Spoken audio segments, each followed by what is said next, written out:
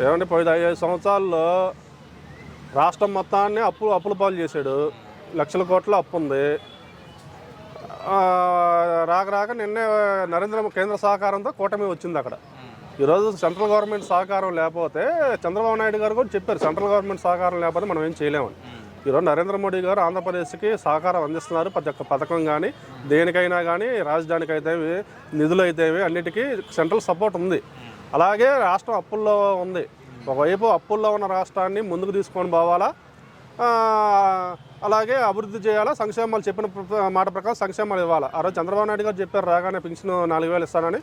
3 నెలల పెండింగ్ ఉన్న 1,000 రూపాయలు కలిపి 3,000, అంటే 3,000 కలిపి 7,000 ఇస్తానని చెప్పారు. చెప్పిన మాట ప్రకారం ఈరోజు అప్పుల్లో ఉన్నా కానీ తొలి నెలలో 7,000 ఇచ్చారుగా. అలాగే కంటిన్యూగా 4,000 ఇస్తున్నారుగా. వికలాంగులకి పోయిన గవర్నమెంట్లో ఏమి ఇచ్చారు? 3,000 ఇచ్చారు. 6,000 ఇస్తున్నారు కదా. పోయిన గవర్నమెంట్లో పింఛన్ ఎంత అని చెప్పారు, రాగానే 3,000 ఇస్తానన్నాడా? ఇచ్చాడా? రాగానే ఇచ్చాడా?